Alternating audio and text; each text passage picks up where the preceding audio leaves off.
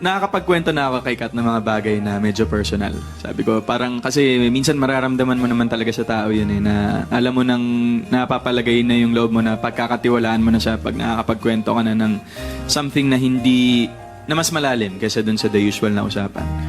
So, with Kat naman po kasi, hindi naman mahirap eh. Hinayaan lang ako ni Kat na maging ako, tapos hinayaan niya akong na mas kilalanin siya.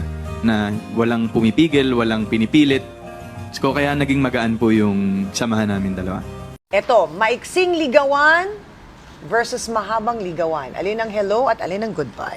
Ako depende. Walang masama kung nakilala nyo na isa't isa, maikse or mahaba. Yeah. Pero pag ako personally, pero hindi to para sa lahat, gusto ko mas mahabang ligawan. Hello, mahabang ligawan. Goodbye, maikse.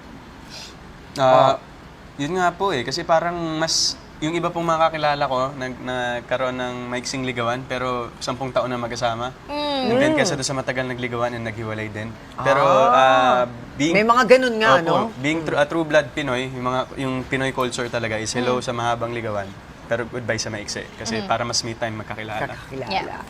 Ito naman, how is it working with Alden Richards? Super gaan. As in, I had a wonderful time working with Alden kasi he's very professional, very gentleman, very respectful.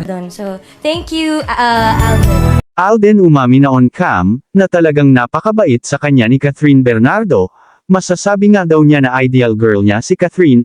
Makikita mo do dito ang pagiging hardworking and family-oriented, na bihira na lang daw ngayon sa mga babae. Kaya't siguro daw maraming manliligaw si Catherine, hindi lang mayaman kung hindi napakabait na actress. Isang sabi mo lang daw kay Catherine ay wala pang 10 minutes tutulungan ka na nito financially, hindi daw mademo si Catherine sa lahat ng bagay, kaya't nagpapasalamat daw siya na si Catherine ang napili ni Direk Cathy na maging katambal niya sa pelikula. Ayon nga kay Alden, noong una pa lang niyang magiging katambal si Catherine ay kinakabahan na siya, dahil alam daw niyang si Catherine ay talagang magaling pagdating sa pag-arte at talagang unique, at kapag sinabi pa lang ang pangalan Catherine sa industriya at showbiz ay talagang sikat. Ngunit kahit ganoon daw ay tinanggap niya ang trabahong in-offer sa kanya ni Direk Cathy, hindi daw siya nagdalawang isip sa in-offer sa kanya. Ayon nga kay Alden, kahit noong una pa lang daw ay maraming bumabatikos sa kanya, dahil kung ating maaalala na may kasintahan noon si Catherine na si Daniel Padilla. Maraming nagsasabi daw na hindi sila bagay makatambal ni Catherine sa iisang pelikula, dapat daw si Daniel ang makatambal ni Catherine. Ngunit ang mga ganitong issues daw ay hindi niya pinapatulan, at ang hiling pa ni Alden sa kanyang mga bashers ay maging masaya na lang daw sa kanilang dalawa ni Catherine.